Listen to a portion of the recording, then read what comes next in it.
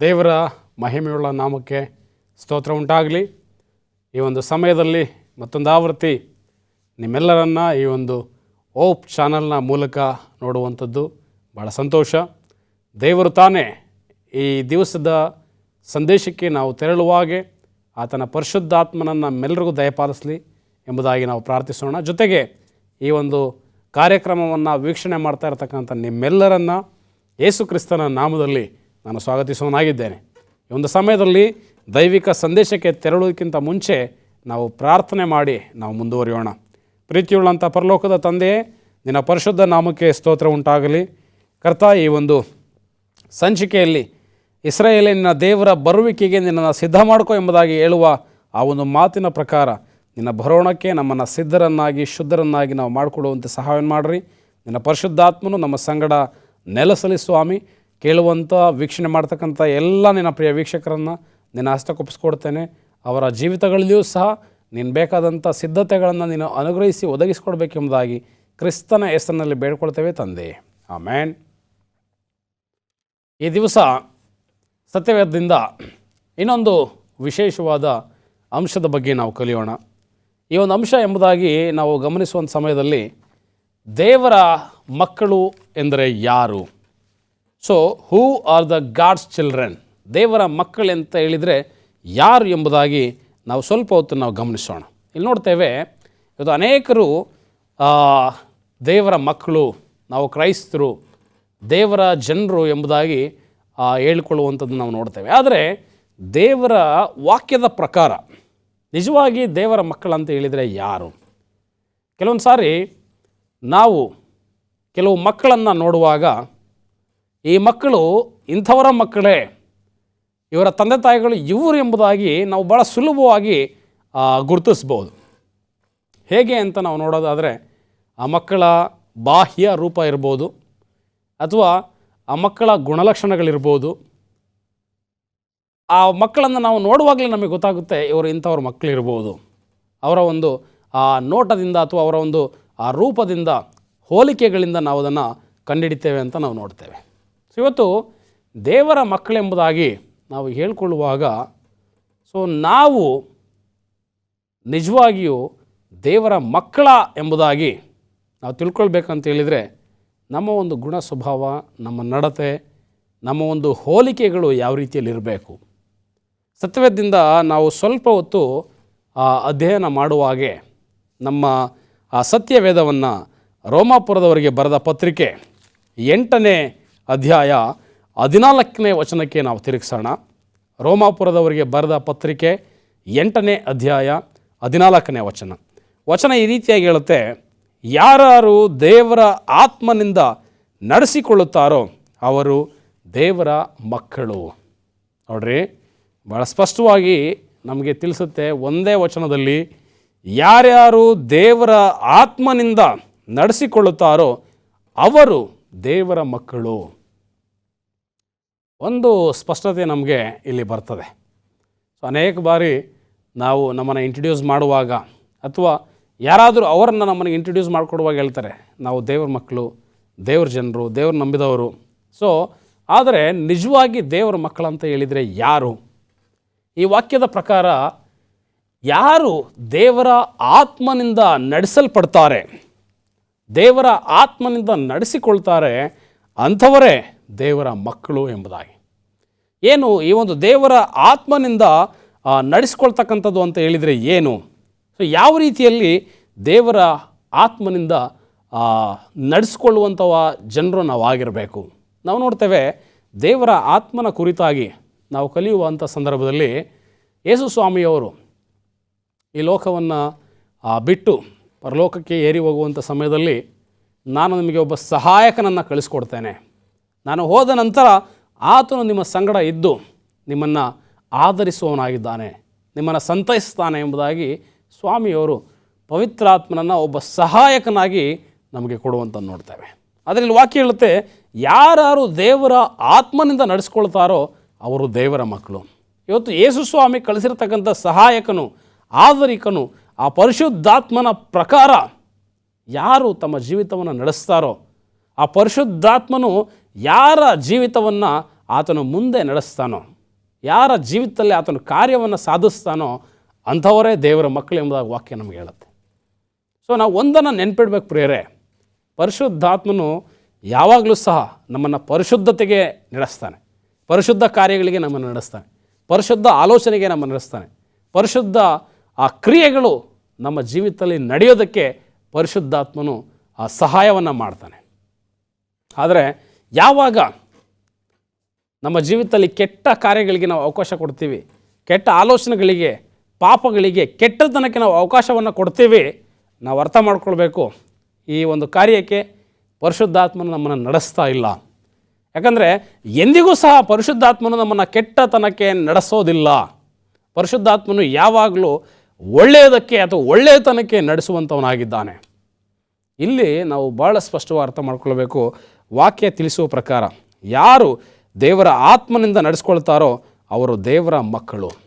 ಇವತ್ತು ನಾವು ದೇವರ ಮಕ್ಕಳು ಎಂಬುದಾಗಿ ನಾವು ಹೇಳ್ಕೊಂಡು ನಾವು ಕೆಟ್ಟತನಕ್ಕೆ ನಡೀತಾ ಇದ್ದೀವಿ, ಕೆಟ್ಟ ಆಲೋಚನೆಗಳಲ್ಲಿ ನಡೀತಾ ಇದ್ದೀವಿ, ಕೆಟ್ಟ ಕ್ರಿಯೆಗಳಿಗೆ ನಾವು ಒಳಗಾಗ್ತಾ ಇದ್ದೀವಿ, ಕೆಟ್ಟ ಸ್ವಭಾವದಲ್ಲಿ ನಾವು ಜೀವಿಸ್ತಾ ಇದ್ದೀವಿ, ಕೆಟ್ಟ ಮಾತುಗಳನ್ನು ನಾವು ಆಡ್ತಾ ಇದ್ದೀವಿ, ಕೆಟ್ಟ ನಡೆ ನುಡಿ, ಕೆಟ್ಟ ನೋಟ ಇವತ್ತು ನಾವು ಜೀವಿತವನ್ನು ಆಕ್ರಮಿಸ್ಕೊಂಡಿದೆ ಅಂತ ಹೇಳಿದರೆ ನಾವು ಪರಿಶುದ್ಧಾತ್ಮನಿಂದ ನಾವು ನಡೆಸಲ್ಪಡ್ತಾ ಇಲ್ಲ.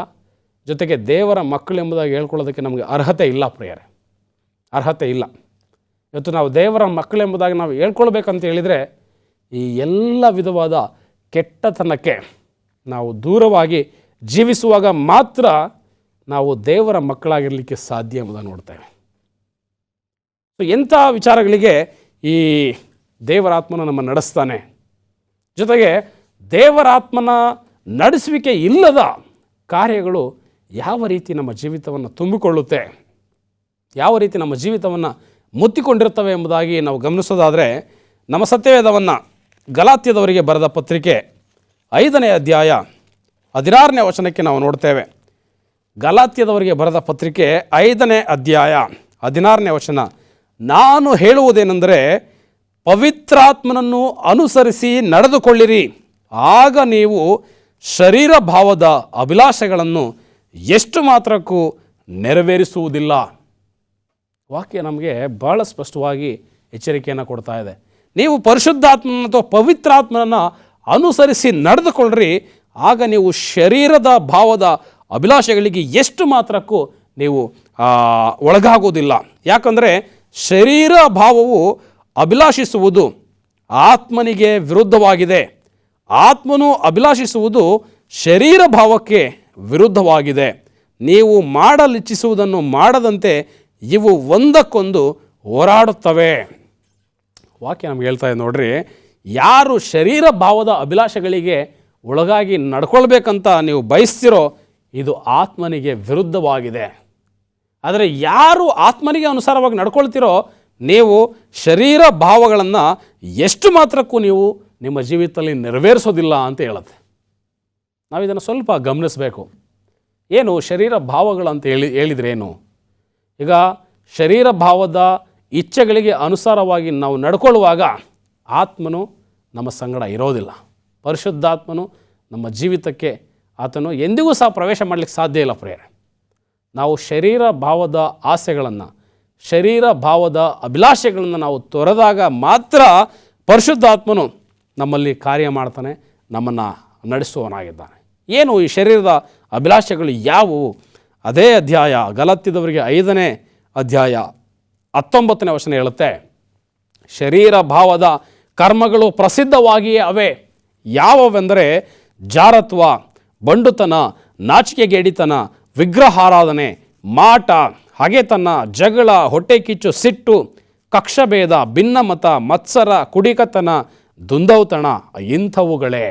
ನೋಡಿ, ದೇವರಾತ್ಮನು ಯಾವ ಒಂದು ಕಾರ್ಯಗಳಲ್ಲಿ ಆತನು ಇರೋದಿಲ್ಲ, ಯಾವ ಕಾರ್ಯಗಳು ನಮ್ಮ ಜೀವಿತದಲ್ಲಿ ನಡೆಯುವಾಗ ಪರಿಶುದ್ಧಾತ್ಮನು ನಮ್ಮ ಜೀವಿತವನ್ನು ಬಿಟ್ಟೋಗ್ತಾನೆ ಎಂಬುದಾಗಿ ನಾವು ನೋಡುವಂಥ ಸಮಯದಲ್ಲಿ ಈ ಒಂದು ಜಾರತ್ವ, ಬಂಡುತನ, ನಾಚಿಕೆಗೇಡಿತನ, ವಿಗ್ರಹಾರಾಧನೆ, ಮಾಟ ಮಂತ್ರ, ಹಗೆತನ, ಸಿಟ್ಟು, ಕಕ್ಷಭೇದ, ಭಿನ್ನಮತ, ಸೊ ಇಂಥವುಗಳು ಶರೀರ ಭಾವದ ಪಾಪಗಳಾಗಿವೆ. ನಾವು ಸತ್ಯವೇದದಲ್ಲಿ ನೋಡ್ತೇವೆ, ದಾವೀದನ ಒಂದು ಉದಾಹರಣೆಯನ್ನು ನೋಡುವಂಥ ಸಮಯದಲ್ಲಿ ದಾವೀದನು ದೇವರಿಗೆ ವಿರುದ್ಧವಾಗಿ ಒಂದು ಪಾಪವನ್ನು ಆತನು ಮಾಡುವಾಗ, ದೇವರಿಗೆ ವಿರುದ್ಧವಾಗಿ ಆತನು ನಡ್ಕೊಳ್ಳುವಂಥ ಸಮಯದಲ್ಲಿ ಪ್ರವಾದಿಯಾದಂಥ ನಾತಾನನು ದಾವೀದನ ಬಳಿಗೆ ಬಂದು, ನೀನು ದೇವರ ದೃಷ್ಟಿಯಲ್ಲಿ ದ್ರೋಹಿಯಾಗಿದ್ದೀಯಾ, ನೀನು ಮಾಡಿರ್ತಕ್ಕಂಥದ್ದು ತಪ್ಪು ಎಂಬುದಾಗಿ ಆತನ ಪಾಪವನ್ನು ಆತನಿಗೆ ತಿಳಿಯಪಡಿಸಿದಂಥ ಸಮಯದಲ್ಲಿ ದಾವೀದನಲ್ಲಿ ಒಂದು ಪಶ್ಚಾತ್ತಾಪ ಉಂಟಾಗುತ್ತೆ ಪ್ರಿಯರೇ. ಎಷ್ಟರ ಮಟ್ಟಿಗಿನ ಒಂದು ಪಶ್ಚಾತ್ತಾಪ ಅಂತ ಹೇಳುವಾಗ, ಆತನು ಸಂಪೂರ್ಣವಾಗಿ ಮಾನಸಾಂತರವನ್ನು ಹೊಂದ್ತಾನೆ, ದೇವರ ಹತ್ರ ಕ್ಷಮೆ ಕೇಳ್ತಾನೆ, ದೇವರ ಹತ್ರ ಆತನು ತನ್ನ ಸಂಪೂರ್ಣವಾಗಿ ದೇವರಿಗೆ ಒಪ್ಪಿಸಿಕೊಡ್ತಾನೆ. ದೇವರೇ, ಇನ್ನು ಮುಂದೆ ನನ್ನ ಜೀವಿತದ ಕೊನೆಯ ಗಳಿಗೆಯವರೆಗೂ ನಿನಗೆ ವಿರುದ್ಧವಾಗಿ ನಾನು ಪಾಪ ಮಾಡೋದಿಲ್ಲ. ಜೊತೆಗೆ ಆತನು ಕೀರ್ತನೆ 51ನೇ ಅಧ್ಯಾಯದಲ್ಲಿ ನಿನಗೆ ವಿರುದ್ಧವಾಗಿ ನಾನು ಪಾಪ ಮಾಡದಂತೆ ನಿನ್ನ ಪರಿಶುದ್ಧಾತ್ಮನನ್ನು ನನ್ನಿಂದ ತೆಗೆಯಬೇಡ ಎಂಬುದಾಗಿ ಆತನು ಹೇಳುವಂಥ ಒಂದು ಹೇಳಿಕೆ, ಆ ಒಂದು ಸ್ಟೇಟ್ಮೆಂಟ್ನ ನಾವು ನೋಡುವಂಥ ಸಮಯದಲ್ಲಿ ನಾವು ಯಾವಾಗ ಶರೀರ ಭಾವದ ಕರ್ಮಗಳಿಗೆ, ಪಾಪಗಳಿಗೆ ನಾವು ಒಳಗಾಗ್ತೀವಿ, ಪರಿಶುದ್ಧಾತ್ಮನು ನಮ್ಮಿಂದ ತೆಗೆಯಲ್ಪಡ್ತಾನೆ. ಪರಿಶುದ್ಧಾತ್ಮನು ನಮ್ಮಿಂದ ತೆಗೆಯಲ್ಪಟ್ಟಾಗ ನಾವು ಪರಿಶುದ್ಧಾತ್ಮನಿಗೆ ವಿರುದ್ಧವಾದ ದಿಕ್ಕಿನಲ್ಲಿ ಕಾರ್ಯಗಳನ್ನು ನಾವು ಸಾಕ್ತೀವಿ. ನಾವು ಪರಿಶುದ್ಧಾತ್ಮನಿಗೆ ವಿರುದ್ಧವಾಗಿ ನಡ್ಕೊಳ್ಳುವಾಗ ನಾವು ದೇವರ ಮಕ್ಕಳೆಂಬತಕ್ಕಂಥ ಆ ಒಂದು ಯೋಗ್ಯತೆಯನ್ನು, ಆ ಬಿರುದನ್ನು ನಾವು ಕಳ್ಕೊಳ್ತೀವಿ ಪ್ರಿಯರೇ. ಈ ವಾಕ್ಯ ನಮಗೆ ಭಾಳ ಸ್ಪಷ್ಟವಾಗಿ ಹೇಳುತ್ತೆ, ಯಾರು ಆತ್ಮನಿಂದ ನಡೆಸಲ್ಪಡ್ತಾರೋ ಅವರೇ ದೇವರ ಮಕ್ಕಳು. ಇವತ್ತು ನಾವು ದೇವರ ಮಕ್ಕಳೆಂಬುದಾಗಿ ನಾವು ಕರೆಸ್ಕೊಳ್ಬೇಕಂತ ಹೇಳಿದರೆ, ದೇವರ ಮಕ್ಕಳು ಎಂಬುದಾಗಿ ನಾವು ಹೆಮ್ಮೆಯಿಂದ ನಾವು ಹೇಳ್ಕೊಳ್ಳೋದಾದರೆ, ಪರಿಶುದ್ಧಾತ್ಮನ ನಡೆಸುವಿಕೆಗೆ, ಆತನ ಇಚ್ಛೆಗೆ ಅನುಗುಣವಾಗಿ ನಾವು ಜೀವಿಸ್ತಕ್ಕಂಥದ್ದು ಭಾಳ ಮುಖ್ಯ. ಆತನ ಇಚ್ಛೆಗೆ ಅನುಗುಣವಾಗಿ ನಾವು ಜೀವಿಸ್ಬೇಕಂತ ಹೇಳಿದರೆ ಈ ಕೆಟ್ಟ ಪಾಪಗಳನ್ನು, ಜಾರತ್ವ, ಬಂಡುತನ, ನಾಚಿಗೇಡಿತನ, ವಿಗ್ರಹಾರಾಧನೆ, ಮಾಟ, ಹಗೆತನ, ಜಗಳ, ಹೊಟ್ಟೆ ಕಿಚ್ಚು, ಕುಡಿಕತನ, ದುಂದೌತಣ ಇಂಥ ವಿಚಾರಗಳನ್ನು ನಾವು ತ್ಯಜಿಸಿ ನಾವು ಜೀವಿಸ್ತಕ್ಕಂಥದ್ದು ಭಾಳ ಭಾಳ ಮುಖ್ಯವಾಗಿದೆ ಪ್ರಿಯರೇ. ಅದೇ ವರ್ಷದಲ್ಲಿ ನಾವು ಮುಂದೆ ನೋಡ್ತೇವೆ, ದೇವರಾತ್ಮನ ಗುಣಗಳು ಯಾವುದು. ಇದೆಲ್ಲವೂ ಸಹ ಇದುವರೆಗೂ ನಾವು ಓದಿದಂಥದ್ದು ದೇವರಿಗೆ ವಿರುದ್ಧವಾದಂಥದ್ದು, ದೇವರಾತ್ಮನಿಗೆ ಇಷ್ಟವಿಲ್ಲದ, ದೇವರಾತ್ಮನಿಗೆ ಹಗೆಯನ್ನು ಉಂಟು ಮಾಡ್ತಕ್ಕಂಥ, ದೇವರಾತ್ಮನಿಗೆ ವಿರೋಧವಾದ ಆ ಪಾಪ ಕಾರ್ಯಗಳೆಂಬುದನ್ನು ನಾವು ನೋಡ್ತೇವೆ. ಆದರೆ ಮುಂದಿನ 22ನೇ ವರ್ಷದಲ್ಲಿ ದೇವರಾತ್ಮನ ಇಚ್ಛಿಸುವಂಥ, ದೇವರಾತ್ಮನ ಪ್ರಕಾರ ಇರತಕ್ಕಂಥ ಗುಣಗಳು ಯಾವುದು? ವಾಕ್ಯ ಹೇಳುತ್ತೆ, ದೇವರಾತ್ಮನಿಂದ ಉಂಟಾಗುವ ಫಲವೇನೆಂದರೆ ಪ್ರೀತಿ, ಸಂತೋಷ, ಸಮಾಧಾನ, ದೀರ್ಘಶಾಂತಿ, ದಯೆ, ಉಪಕಾರ, ನಂಬಿಕೆ, ಸಾಧುತ್ವ, ಶಮೆ, ದಮೆ ಇಂಥವುಗಳೇ.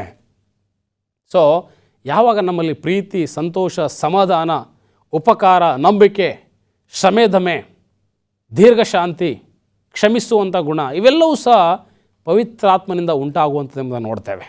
ಇವತ್ತು ಕ್ರೈಸ್ತರಾಗಿ ನಾವು ದೇವರ ಮಕ್ಕಳೆಂಬುದಾಗಿ ನಾವು ಕರೆಸ್ಕೊಳ್ಬೇಕು, ದೇವರ ಮಕ್ಕಳೆಂಬುದಾಗಿ ನಾವು ಗುರುತಿಸಲ್ಪಡಬೇಕೆಂಬುದಾಗಿ ನಾವು ಬಯಸೋದಾದರೆ ಈ ಗುಣಗಳನ್ನು ನಾವು ಖಡಾಖಂಡಿತವಾಗಿ ನಾವು ಹೊಂದಿರಲೇಬೇಕು ಪ್ರಿಯರೇ. ಈ ಗುಣಗಳನ್ನು ನಾವು ಅಭ್ಯಾಸ ಮಾಡಬೇಕು, ಈ ಗುಣಗಳನ್ನು ಅನುಸರಿಸಬೇಕು. ಯಾವಾಗ ಈ ಗುಣಗಳನ್ನು ಅನುಸರಿಸಿ ನಾವು ನಡಿತೇವೆ, ನಿಜವಾಗಿ ನಾವು ದೇವರ ಮಕ್ಕಳೆಂಬುದಾಗಿ ನಾವು ಕರೆಯಲ್ಪಡ್ತೇವೆ. ಸೊ ಆದ್ದರಿಂದ ವಾಕ್ಯ ನಮಗೆ ಭಾಳ ಸ್ಪಷ್ಟವಾಗಿ ಹೇಳುತ್ತೆ, ಯಾರು ದೇವರ ಮಕ್ಕಳೆಂಬುದಾಗಿ ಕರೆಯಲ್ಪಡ್ತಾರೆ ಅವರು ದೇವರ ಆತ್ಮನಿಂದ ನಡೆಸಲ್ಪಡಬೇಕೆಂಬುದಾಗಿ. ಮುಂದೆ ನಾವು ನೋಡ್ತೇವೆ, ಈ ಒಂದು ದೇವರ ಮಕ್ಕಳೆಂಬುದಾಗಿ ನಾವು ಕರೆಯಲ್ಪಡಬೇಕಂತ ಪಕ್ಷದಲ್ಲಿ ಮೊದಲನೇದಾಗಿ ದೇವರ ಆತ್ಮನಿಂದ ನಾವು ನಡೆಸಲ್ಪಡಬೇಕು. ಆಗ ಎರಡನೇದಾಗಿ ನಾವು ನಮ್ಮ ಸತ್ಯವೇದವನ್ನು ಯೋಹಾನನ ಸುವಾರ್ತೆ 1ನೇ ಅಧ್ಯಾಯ, ಯೋಹಾನನ ಸುವಾರ್ತೆ 1ನೇ ಅಧ್ಯಾಯ 12ನೇ ವಚನಕ್ಕೆ ನಾವು ತಿರುಗಿಸೋದಾದರೆ ವಚನ ಈ ರೀತಿಯಾಗಿ ಹೇಳುವಂಥದ್ದಾಗಿದೆ, ಯಾರು ಆತನನ್ನು ಅಂಗೀಕರಿಸಿದರೋ, ಅಂದರೆ ಆತನ ಹೆಸರಿನಲ್ಲಿ ನಂಬಿಕೆ ಇಟ್ಟರೋ ಅವರಿಗೆ ದೇವರ ಮಕ್ಕಳಾಗುವ ಅಧಿಕಾರ ಕೊಟ್ಟನು. ನಾವು ನೋಡ್ತೇವೆ, ವಾಕ್ಯ ನಮಗೆ ಭಾಳ ಸ್ಪಷ್ಟವಾಗಿ ಹೇಳ್ತಾ ಇದೆ, ಯಾರು ಆತನನ್ನು ಅಂಗೀಕರಿಸಿದರು, ಆತನ ಹೆಸರಿನಲ್ಲಿ ನಂಬಿಕೆ ಇಟ್ಟರು ಅಂಥವರಿಗೆ ಮಾತ್ರ ದೇವರ ಮಕ್ಕಳಾಗುವಂಥ ಅಧಿಕಾರವನ್ನು ಕೊಟ್ಟಿದ್ದಾನೆ. ಇವತ್ತು ದೇವರು ನಮಗೆ ಒಂದು ಅಧಿಕಾರವನ್ನು ಕೊಟ್ಟಿದ್ದಾನೆ. ಆತನ ಮಕ್ಕಳೆಂಬುದಾಗಿ ಕರ್ಕೊಳ್ಳುವಂಥ, ಆತನ ಮಕ್ಕಳು ಎಂಬುದಾಗಿ ಎಣಿಸಲ್ಪಡುವಂಥ ಒಂದು ಅಧಿಕಾರ ಅದು ಯಾವುದರಿಂದ ಬರುತ್ತೆ? ದೇವರನ್ನು ಅಂಗೀಕರಿಸೋದ್ರಿಂದ, ಆತನನ್ನು ನಂಬೋದ್ರಿಂದ. ಇವತ್ತು ಅನೇಕರು ದೇವರನ್ನು ಅಂಗೀಕರಿಸ್ಬೋದು, ಆದರೆ ಹೆಚ್ಚಿನ ಜನರು ಆತನನ್ನು ನಂಬೋದಿಲ್ಲ. ಅದಕ್ಕೆ ಸ್ವಾಮಿ ಭಾಳ ಸ್ಪಷ್ಟವಾಗಿ ಹೇಳ್ತಾರೆ, ಆತನನ್ನು ಅಂಗೀಕರಿಸಬೇಕು, ಜೊತೆಗೆ ಆತನನ್ನು ನಂಬಬೇಕು. ಯಾವಾಗ ಆತನನ್ನು ನಂಬುತ್ತೇವೆ ಆಗ ಮಾತ್ರ ನಾವು ದೇವರ ಮಕ್ಕಳು. ಸತ್ಯವೇದದಲ್ಲಿ ಒಂದು ಭಾಳ ಒಳ್ಳೆಯ ಉದಾಹರಣೆ ಇದೆ ಪ್ರಿಯರೇ. ಒಂದು ಸಾರಿ ಪೇತ್ರನು ಕೆಲವು ಶಿಷ್ಯರುಗಳು ದೋಣಿಯಲ್ಲಿ ಪ್ರಯಾಣ ಮಾಡುವಾಗ ರಾತ್ರಿಯಲ್ಲಿ ಸ್ವಾಮಿ ನೀರಿನ ಮೇಲೆ ನಡೆದು ಬರ್ತಕ್ಕಂಥ ಒಂದು ಸನ್ನಿವೇಶವನ್ನು ಅವರು ಕಾಣ್ತಾರೆ. ಆ ನೀರಿನ ಮೇಲೆ ಸ್ವಾಮಿ ನಡೆದು ಬರುವಾಗ ಅವರೆಲ್ಲರೂ ಸಹ ಭಾಳಷ್ಟು ಭಯಭೀತರಾಗ್ತಾರೆ. ಯಾಕಂತೇಳಿದರೆ ಅದು ದೆವ್ವ ಅಥವಾ ಭೂತ ಇರ್ಬೋದು ಎಂಬುದಾಗಿ ಅವರು ಹೆದರುಕೊಂಡ್ರೆ ಎಂಬುದಾಗಿ ನೋಡ್ತೇವೆ. ಆ ಭಯದಲ್ಲಿರುವಾಗ ಪೇತ್ರನಿಗೆ ಗೊತ್ತಾಗುತ್ತೆ ಅದು ಯೇಸು ಸ್ವಾಮಿಯೇ, ನಮ್ಮ ಗುರುವೇ ನೀರಿನ ಮೇಲೆ ನಡ್ಕೊಂಡು ಬರ್ತಾ ಇದ್ದಾನೆ ಎಂಬುದಾಗಿ ಪೇತ್ರನಿಗೆ ಗೊತ್ತಾದಾಗ ಪೇತ್ರನ ಕೇಳ್ತಾನೆ, ಸ್ವಾಮಿ ನೀನು ನಿಜವಾಗಿಯೂ ಯೇಸುವೇ ಆಗಿದ್ದರೆ ಅಥವಾ ನಮ್ಮ ಗುರುವೇ ನೀನಾಗಿದ್ದರೆ ನಾನು ಸಹ ನೀರಿನ ಮೇಲೆ ನಡ್ಕೊಬರುವ ರೀತಿಯಲ್ಲಿ ನನಗೆ ಅಪ್ಪಣೆ ಕೊಡು. ಆಗ ಸ್ವಾಮಿ ಹೇಳ್ತಾರೆ, ಆಯಿತು ನೀನು ನಡ್ಕೊಂಡು ಬಾ. ಈ ಪೇತ್ರ ದೋಣಿಯನ್ನು ಬಿಟ್ಟು ಆ ಸಮುದ್ರದ ಮೇಲೆ ಹೋಗ್ತಾ ಇದ್ದಂಥ ದೋಣಿಯನ್ನು ಬಿಟ್ಟು ಆ ನೀರಿಗೆ ಇಳಿದು ಆ ನೀರಿನ ಮೇಲೆ ನಡೆಯೋದಕ್ಕೆ ಪ್ರಾರಂಭ ಮಾಡ್ತಾನೆ ಪ್ರಿಯರೇ. ಎಲ್ಲರೂ ಸಹ ಆಶ್ಚರ್ಯಚಕಿತರಾಗ್ತಾರೆ. ಯೇಸು ಸ್ವಾಮಿಯೂ ಸಹ ಆ ಪೇತ್ರನಿಗೆ ಅಪ್ಪಣೆ ಕೊಟ್ಟಂಥ ಸಮಯದಲ್ಲಿ ಈ ಪೇತ್ರ ನೀರಿನ ಮೇಲೆ ನಡ್ಕೊಂಡು ಹೋಗ್ತಾ ಇದ್ದಾನೆ. ಯೇಸು ಸ್ವಾಮಿಯ ಮಾತಿನ ಮೇಲೆ ನಂಬಿಕೆ ಇಟ್ಟು ಹೋಗ್ತಾ ಇದ್ದಾನೆ. ಆದರೆ ಸ್ವಲ್ಪ ಹೊತ್ತಲ್ಲೇ ಆತನು ನೀರಿನ ಒಳಗಡೆ ಮುಳುಗೋದಕ್ಕೆ ಪ್ರಾರಂಭ ಮಾಡ್ತಾನೆ. ಸ್ವಲ್ಪ ಹೊತ್ತಲ್ಲೇ ಆತನು ನೀರಿನ ಮೇಲೆ ನಡೀತಿದ್ದಂಥ ವ್ಯಕ್ತಿ ನೀರಿನ ಒಳಗೆ ಆತನು ಮುಳುಗೋದಕ್ಕೆ ಪ್ರಾರಂಭ ಮಾಡ್ದ. ಯಾವಾಗ ಆತನು ನೀರಿನ ಒಳಗಡೆ ಮುಳುಗೋದಕ್ಕೆ ಪ್ರಾರಂಭ ಮಾಡ್ತಾನೆ, ಸ್ವಾಮಿ ಅವನ್ನ ಕೈ ಹಿಡಿದು ಮೇಲೆ ಎತ್ತುವಂತ ನೋಡ್ತೇವೆ.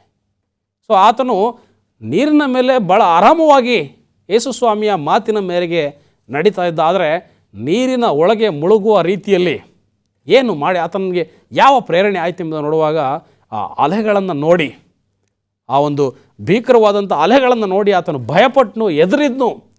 ಸ್ವಾಮಿಯ ಮಾತಿನ ಮೇಲಿನ ನಂಬಿಕೆ ಆ ಸಮಯಕ್ಕೆ ಅದು ಕಡಿಮೆ ಆಯ್ತು ಎಂಬುದನ್ನು ನಾವು ನೋಡ್ತೇವೆ. ಅದಕ್ಕೆ ವಾಕ್ಯ ನಮಗೆ ಹೇಳುತ್ತೆ, ಯಾರು ಆತನ ಮಾತಿನಲ್ಲಿ ನಂಬಿಕೆ ಇಟ್ಟರೋ, ಆತನ ಮೇಲೆ ನಂಬಿಕೆ ಇಟ್ಟರೋ ಅವರು ದೇವರ ಮಕ್ಕಳು ಎಂಬುದಾಗಿ ಕರೆಸಿಕೊಳ್ಳುವಂಥ ಅಧಿಕಾರವನ್ನು ಸ್ವಾಮಿ ಕೊಡ್ತಾ ಇದ್ದಾನೆ. ಅನೇಕ ಬಾರಿ ನಾವು ದೇವರ ಮೇಲೆ ನಂಬಿಕೆ ಇಡ್ತಕ್ಕಂಥದ್ದು ಸಹಜ. ಆತನ ಅಂಗೀಕಾರ ಮಾಡ್ಕೊಳ್ತೀವಿ, ಯೇಸು ಸ್ವಾಮಿಯನ್ನು ಸ್ವೀಕಾರ ಮಾಡ್ಕೊಳ್ತೀವಿ, ಆತನ ನಂಬಿಕೆಯ ಆಧಾರದ ಮೇಲೆ ನಾವು ಜೀವಿಸ್ತಾ ಇದ್ದೀವಿ, ನಡ್ಕೊಳ್ತಾ ಇದ್ದೀವಿ. ಆದರೆ ಕೆಲವೊಂದು ಸನ್ನಿವೇಶಗಳಲ್ಲಿ ಕೆಲವು ಅಲೆಗಳ ರೀತಿಯ ಸಮಸ್ಯೆಗಳನ್ನು, ಕಷ್ಟಗಳನ್ನು, ಸವಾಲುಗಳನ್ನು ನಾವು ನಮ್ಮ ಜೀವಿತದಲ್ಲಿ ನೋಡುವಾಗ ನಮ್ಮ ನಂಬಿಕೆ ಅನೇಕ ಬಾರಿ ಕುಗ್ಗೋಗುತ್ತೆ ಪ್ರಿಯರೇ. ನಾವು ಬಲಹೀನರಾಗ್ತೀವಿ, ನಂಬಿಕೆಯನ್ನು ಕಳ್ಕೊಳ್ಳುವಂಥ ಪರಿಸ್ಥಿತಿ ನಮ್ಮ ಜೀವಿತಕ್ಕೆ ಉಂಟಾಗುತ್ತೆ. ಸೊ ಅಂಥ ಸಮಯದಲ್ಲಿ ನಾವು ಎಂದಿಗೂ ಸಹ ದೇವರ ಮೇಲಿನ ನಂಬಿಕೆಯನ್ನು ನಾವು ಕಳ್ಕೊಳ್ಬಾರ್ದು. ದೇವರಿಗೋಸ್ಕರ ದೃಢವಾಗಿ ನಿಲ್ಲುವಂಥ, ಜೀವಿಸುವಂಥ ಆ ನಿರ್ಧಾರಗಳನ್ನ ನಾವು ತೆಗೆದುಕೊಳ್ಬೇಕಾಗುತ್ತೆ. ಪೇತ್ರನ ಒಂದು ಉದಾಹರಣೆ ನಮ್ಮೆಲ್ಲರಿಗೂ ಸಹ ಭಾಳ ದೊಡ್ಡ ಮಾದರಿ ನಮ್ಮ ಜೀವಿತಕ್ಕೆ. ನಾವು ದೇವರ ಮಕ್ಕಳೆಂಬುದಾಗಿ ಅಧಿಕಾರದಿಂದ ನಾವು ಹೇಳ್ಕೊಳ್ಬೇಕಂತ ಹೇಳಿದರೆ ಆತನ ಮೇಲೆ ನಂಬಿಕೆ ನಮಗಿರ್ತಕ್ಕಂಥದ್ದು ಭಾಳ ಮುಖ್ಯ. ಇಲ್ಲಿ ಪೇತ್ರನೂ ಸಹ ನಂಬಿಕೆಯನ್ನು ಕಳ್ಕೊಂಡ, ಮುಳುಗೋದಕ್ಕೆ ಪ್ರಯತ್ನ ಮಾಡ್ದ. ಅದಕ್ಕೆ ಸ್ವಾಮಿ ಹೇಳ್ತಾರೆ, ಯೋಹನ್ನ ಸುವಾರ್ತೆ 1:12 ಯಾರ್ಯಾರು ಆತನನ್ನು ಅಂಗೀಕರಿಸಿದರೋ, ಅಂದರೆ ಆತನ ಹೆಸರಿನಲ್ಲಿ ನಂಬಿಕೆ ಇಟ್ಟರೋ ಅವರಿಗೆ ದೇವರ ಮಕ್ಕಳಾಗುವ ಅಧಿಕಾರ ಕೊಟ್ಟನು. ಇವರು ರಕ್ತ ಸಂಬಂಧದಿಂದಾಗಲಿ, ಕಾಮದಿಂದಾಗಲಿ, ಪುರುಷ ಸಂಕಲ್ಪದಿಂದಾಗಲಿ ಹುಟ್ಟಿದವರಲ್ಲ, ದೇವರಿಂದಲೇ ಹುಟ್ಟಿದವರು. ಸೊ ಯಾರ್ಯಾರು ನಂಬಿಕೆಯಿಂದ ಆತನ ಮಕ್ಕಳಾಗಿ ಇರ್ತಾರೋ ಅಂಥವರು ದೇವರಿಂದಲೇ ಹುಟ್ಟಿದವರು ಎಂಬುದ ವಾಕ್ಯ ಹೇಳುತ್ತೆ. ಇವತ್ತು ದೇವರು ಆತನ ಮಕ್ಕಳು ಎಂಬುದಾಗಿ ನಮ್ಮನ್ನು ಕರೆಯುವಾಗ ನಾವು ಮೊದಲನೇದಾಗಿ ಆತ್ಮ ಸಂಬಂಧವಾಗಿ ನಡೆಸ್ಕೊಳ್ಳುವಂಥ ವ್ಯಕ್ತಿಗಳಾಗಿರಬೇಕು. ಎರಡನೇದಾಗಿ ನಾವು ಯಾವಾಗಲೂ ಸಹ ನಂಬಿಕೆಯಲ್ಲಿ ಜೀವಿಸುವಂಥ ಮಕ್ಕಳು ನಾವಾಗಿರಬೇಕೆಂಬುದ ವಚನ ತಿಳಿಸುತ್ತೆ. ಮೂರನೇದಾಗಿ ಇನ್ನೊಂದು ಕಟ್ಟ ಕಡೆಯ ಅಂಶವನ್ನು ನಾವು ಗಮನಿಸಿ ಈ ಒಂದು ಸಂದೇಶವನ್ನು ನಾವು ಮುಕ್ತಾಯ ಮಾಡೋಣ. 1 ಯೋಹಾನ ಪತ್ರಿಕೆ 3ನೇ ಅಧ್ಯಾಯ 1-3 ವಚನಗಳು ಈ ರೀತಿಯಾಗಿ ಹೇಳುತ್ತೆ. 1 ಯೋಹಾನ ಪತ್ರಿಕೆ 3ನೇ ಅಧ್ಯಾಯ 1 ಮತ್ತು 2ನೇ ವಚನ. ದೇವರ ಮಕ್ಕಳೆಂಬ ಹೆಸರನ್ನು ನಮಗೆ ಕೊಡುವುದರಲ್ಲಿ ತಂದೆಯು ಎಂಥ ಪ್ರೀತಿಯನ್ನು ನಮ್ಮ ಮೇಲೆ ಇಟ್ಟಿದ್ದಾನೆ ನೋಡಿರಿ, ನಾವು ಆತನ ಮಕ್ಕಳಾಗಿದ್ದೇವೆ. ವಚನ ಭಾಳ ಸ್ಪಷ್ಟವಾಗಿ ಹೇಳುತ್ತೆ, ದೇವರ ಮಕ್ಕಳೆಂಬ ಹೆಸರನ್ನು ನಮಗೆ ಕೊಡುವುದರಲ್ಲಿ ತಂದೆಯು ಎಂಥ ಪ್ರೀತಿಯನ್ನು ನಮ್ಮ ಮೇಲೆ ಇಟ್ಟಿದ್ದಾನೆ ನೋಡಿರಿ, ನಾವು ಆತನ ಮಕ್ಕಳಾಗಿದ್ದೇವೆ. ಇವತ್ತು ದೇವರು ನಮ್ಮನ್ನು ಆತನ ಮಕ್ಕಳೆಂಬುದಾಗಿ ಕರೆಯಲ್ಪಡುವಾಗ, ನಾವು ಆತನ ಮಕ್ಕಳೆಂಬುದಾಗಿ ನಾವು ಹೇಳಿಕೊಳ್ಳುವಾಗ ದೇವರು ನಮ್ಮ ಮೇಲೆ ಬಹಳ ಶ್ರೇಷ್ಠವಾದಂಥ ಪ್ರೀತಿಯನ್ನು ನಮ್ಮ ಮೇಲೆ ಇಟ್ಟಿದ್ದಾನೆ ಪ್ರಿಯರೇ. ಆ ದೇವರ ಪ್ರೀತಿ ಎಷ್ಟು ಉನ್ನತವಾಗಿದೆ ಅಂತ ನಾವು ನೋಡುವಂಥ ಸಮಯದಲ್ಲಿ ನಾವು ಯೋಹಾನನ ಸುವಾರ್ತೆ 3ನೇ ಅಧ್ಯಾಯ 16ನೇ ವಚನ ನಮ್ಮೆಲ್ಲರಿಗೂ ಸಹ ಬಾಯ್ಪಾಠ ಇರತಕ್ಕಂಥ ವಚನ ಹೇಳುತ್ತೆ, ದೇವರು ಲೋಕದ ಮೇಲೆ ಎಷ್ಟೋ ಪ್ರೀತಿಯನ್ನಿಟ್ಟು ತನ್ನ ಒಬ್ಬನೇ ಮಗನನ್ನು ಕೊಟ್ಟನು, ಆತನನ್ನು ನಂಬುವ ಒಬ್ಬನಾದರೂ ನಾಶವಾಗದೆ ಎಲ್ಲರೂ ನಿತ್ಯ ಜೀವನ ಪಡೆಯಬೇಕೆಂಬುದಾಗಿ ಆತನ ಕೊಟ್ಟನೆಂಬುದಾಗಿ ವಾಕ್ಯ ಹೇಳುತ್ತೆ. ಎಂಥ ಒಂದು ಪ್ರೀತಿ! ಪಾಪ ಮಾಡಿದಂಥ ಮನುಷ್ಯರಿಗೋಸ್ಕರ, ಪಾಪದಲ್ಲಿ ಬಿದ್ದಂಥ ನಮಗೋಸ್ಕರ ದೇವರು ತನ್ನ ಮಗನನ್ನೇ ನಮಗೋಸ್ಕರ ಕೊಟ್ಟನು. ಆ ಮಗನ ಆ ಬಲಿದಾನವನ್ನು ದೇವರು ನಮಗೋಸ್ಕರ ಮಾಡಿದ್ನು. ನಮ್ಮನ್ನು ಪ್ರೀತಿಸಿದ ಕಾರಣ ನಾಶವಾಗಬೇಕಾಗಿದ್ದಂಥ, ಮರಣವನ್ನು ಹೊಂದಬೇಕಾಗಿದ್ದಂಥ, ಶಾಪಕ್ಕೊಳಗಾಗಬೇಕಾಗಿದ್ದಂಥ ಅಲ್ಪರಾದಂಥ ನಮಗೋಸ್ಕರ ದೇವರು ತನ್ನ ಮಗನನ್ನು ಕೊಟ್ಟದರಲ್ಲಿ ದೇವರ ಪ್ರೀತಿ ಎಷ್ಟು ಉನ್ನತವಾದಂಥದ್ದು, ಎಷ್ಟು ದೊಡ್ಡದೆಂಬುದಾಗಿ ನಮಗೆ ತಿಳಿದು ಬರುತ್ತೆ ಪ್ರಿಯರೇ. ಸೊ ಅಂಥ ಒಂದು ಪ್ರೀತಿಯನ್ನು ಇಟ್ಟು ಸ್ವಾಮಿ ನಮಗೆ ದೇವರ ಮಕ್ಕಳೆಂಬುದಾಗಿ ನಮ್ಮನ್ನು ಕರೆದಿದ್ದಾನೆ. ನಾವು ಯಾರೂ ಸಹ ನಾಶವಾಗೋದು ದೇವರಿಗೆ ಇಷ್ಟ ಇಲ್ಲ. ಸೊ ಅಂಥ ಒಂದು ಪ್ರೀತಿಯನ್ನಿಟ್ಟು ನಾವು ದೇವರ ಮಕ್ಕಳೆಂಬುದಾಗಿ ಕರೆಯಲ್ಪಟ್ಟಿರ್ತಕ್ಕಂಥ ನಾವು ಎಂಥ ಜೀವಿತವನ್ನು ನಾವು ಜೀವಿಸಬೇಕು. ಅದೇ ವಚನದಲ್ಲಿ ನಾವು ನೋಡ್ತೇವೆ, 1 ಯೋಹಾನ 3ನೇ ಅಧ್ಯಾಯ 9ನೇ ವಚನ ಈ ರೀತಿಯಾಗಿ ಹೇಳುತ್ತೆ, ದೇವರಿಂದ ಹುಟ್ಟಿದವನು ಪಾಪ ಮಾಡಲಾರನು, ದೇವರ ಜೀವವು ಅವನಲ್ಲಿ ನೆಲೆಗೊಂಡಿದೆ. ಅವನು ದೇವರಿಂದ ಹುಟ್ಟಿದ ಕಾರಣ ಪಾಪ ಮಾಡುವವನಾಗಿರದೆ ದೇವರ ಮಕ್ಕಳೆಂಬುದು, ಅವರು ಸೈತಾನನ ಮಕ್ಕಳೆಂಬುದು ಇದರಿಂದ ವ್ಯಕ್ತವಾಗುತ್ತದೆ. ನೋಡ್ರಿ, ನಾವು ಯಾವಾಗ ಪಾಪರಹಿತರಾಗಿ ಜೀವಿಸ್ತೀವಿ ದೇವರ ಮಕ್ಕಳೆಂಬುದು ವ್ಯಕ್ತವಾಗುತ್ತೆ. ನಾವು ಯಾವಾಗ ಪಾಪದಲ್ಲಿ ಜೀವಿಸ್ತೀವಿ ಸೈತಾನನ ಮಕ್ಕಳೆಂಬುದಾಗಿ ಅದು ವ್ಯಕ್ತಪಡಿಸ್ತದೆ ಅಂತ ವಾಕ್ಯ ಹೇಳುತ್ತೆ. ಇವತ್ತು ಪಾಪಕ್ಕೆ ಕಾರಣನ ಯಾರು, ಪಾಪದ ಸೃಷ್ಟಿ ಹೆಂಗಾಯ್ತು ಅಂತ ನಮ್ಮೆಲ್ಲರಿಗೂ ಚೆನ್ನಾಗಿ ಗೊತ್ತಿದೆ. ಸೈತಾನನು ಪರಲೋಕದಲ್ಲಿ ದೇವರ ಆಜ್ಞೆಗಳನ್ನು ಧಿಕ್ಕರಿಸಿ ದೇವರಿಗಿಂತ ಉನ್ನತ ಸ್ಥಾನದಲ್ಲಿ ಕೂತ್ಕೊಳ್ಬೇಕೆಂಬತಕ್ಕಂಥ ಒಂದು ದುರಾಸೆಯಿಂದ ಸೃಷ್ಟಿಕರ್ತನನ್ನೇ ಮೀರಿಸಬೇಕನ್ನುವಂಥ ಆ ಸೃಷ್ಟಿ ಜೀವಿಯ ಆ ದುರಾಸೆ ಅನ್ನುವಂಥ ಆ ಒಂದು ಪಾಪ ಅದೇನಾಯಿತು, ಆತನ ನಾಶನಕ್ಕೆ ಅದು ಕಾರಣವಾಗ್ತದೆ. ಇವತ್ತು ಅಂಥ ಒಂದು ಸೈತಾನನ ಪಾಪದಲ್ಲಿ ನಾವು ಪಾಲುಗಾರರಾಗುವಾಗ ನಾವು ದೇವರ ಮಕ್ಕಳಾಗ್ಲಿಕ್ಕೆ ಸಾಧ್ಯ ಇಲ್ಲ. ವಚನ ಭಾಳ ಸ್ಪಷ್ಟವಾಗಿ ಹೇಳುತ್ತೆ, ದೇವರಿಂದ ಹುಟ್ಟಿದವನು ಪಾಪ ಮಾಡಲಾರನು. ಇವತ್ತು ಈ ಪಾಪದ ಕೃತ್ಯಗಳು, ಪಾಪದ ಕಾರ್ಯಗಳು, ಪಾಪದ ಆಲೋಚನೆ, ನಡತೆ, ನಡೆನುಡಿ, ಕ್ರಿಯೆಗಳು ನಮ್ಮ ಜೀವಿತದಲ್ಲಿ ಇರೋದಾದರೆ ನಾವು ದೇವರಿಂದ ಹುಟ್ಟಿದವರಲ್ಲ, ದೇವರ ಮಕ್ಕಳಲ್ಲ ಅನ್ನೋದನ್ನು ನಾವು ಸ್ಪಷ್ಟವಾಗಿ ತಿಳ್ಕೊಳ್ಬೇಕು. ಇವತ್ತು ಅನೇಕರು ಹೇಳ್ಬೋದು, ನಾವು ದೇವರ ಮಕ್ಕಳು, ದೇವರ ಜನರು, ದೇವರಿಗೋಸ್ಕರ ಜೀವಿಸ್ತಕ್ಕಂಥವ್ರು. ಆದರೆ ಅವರ ಜೀವನದಲ್ಲಿ ಮೊದಲನೇದಾಗಿ ಆತ್ಮನಿಂದ ಅವರು ನಡೆಸಲ್ಪಡ್ತಾ ಇಲ್ಲ ಅಂತ ಹೇಳಿದರೆ ನಾವು ಸ್ಪಷ್ಟವಾಗಿ ತಿಳ್ಕೊಳ್ಬೇಕು, ಅವರು ದೇವರ ಮಕ್ಕಳಲ್ಲ. ಎರಡನೇದಾಗಿ ಭಾಳ ಸ್ಪಷ್ಟವಾಗಿ ಆ ವಚನ ನಮಗೆ ಹೇಳುತ್ತೆ, ನಂಬಿದಂಥವರೇ ದೇವರ ಮಕ್ಕಳು. ಯಾರು ಸ್ವಾಮಿಯನ್ನು ನಂಬೋದಿಲ್ಲ ಅಂಥವರು ದೇವರ ಮಕ್ಕಳಲ್ಲ. ಸ್ವಾಮಿಯನ್ನು ಕೇವಲ ಸ್ವೀಕಾರ ಮಾಡತ್ತೋ ಅಥವಾ ಅಂಗೀಕಾರ ಮಾಡ್ತಕ್ಕಂಥದ್ದು ಮಾತ್ರ ಅಲ್ಲ, ಆತನನ್ನು ಅಂಗೀಕರಿಸಿ ಆತನನ್ನು ನಂಬುವಂಥ ಕಾರ್ಯ ನಮ್ಮ ಜೀವಿತದಲ್ಲಿ ಆಗಬೇಕು. ಹಾಗೂ ಮೂರನೇದಾಗಿ ದೇವರು ಆತನ ಪ್ರೀತಿಯನ್ನಿಟ್ಟು ನಮ್ಮನ್ನು ಮಕ್ಕಳೆಂಬುದಾಗಿ ಕರೆದಿದ್ದಾನೆ. ಆ ಒಂದು ಅಧಿಕಾರವನ್ನು ದೇವರು ನಮ್ಗೆ ಕೊಟ್ಟಿದ್ದಾನೆ. ಆ ಅಧಿಕಾರವನ್ನು ಕೊಡೋದರಲ್ಲಿ ದೇವರು ಶ್ರೇಷ್ಠ ಪ್ರೀತಿಯನ್ನು ನಮ್ಮ ಮೇಲೆ ಇಟ್ಟಿದ್ದಾನೆ ಪ್ರಿಯರೇ. ಆ ಪ್ರೀತಿಯನ್ನು ನಾವು ದುರುಪಯೋಗ ಪಡಿಸ್ಕೊಳ್ಳದೆ ನಾವು ಅದನ್ನು ಉಪಯೋಗ ಪಡಿಸ್ಕೊಂಡು ಇನ್ನೂ ಸಹ ನಿರಂತರವಾದಂಥ ನಿತ್ಯತ್ವದ ಜೀವಿತಕ್ಕೆ ನಾವು ಸಾಗುವ ಹಾಗೆ, ದೇವರ ಮಕ್ಕಳನ್ನುವಂಥ ಹೆಸರನ್ನು ನಾವು ಸಾರ್ಥಕಪಡಿಸುವ ಹಾಗೆ ನಾವು ಜೀವಿಸೋಣ ಎಂಬುದಾಗಿ ಹೇಳ್ತಾ ಈ ಒಂದು ವಾಕ್ಯವನ್ನು ಮುಗಿಸ್ತೇನೆ. ದೇವರು ನಿಮ್ಮನ್ನು ಆಶೀರ್ವದಿಸಲಿ. ಆಮೆನ್.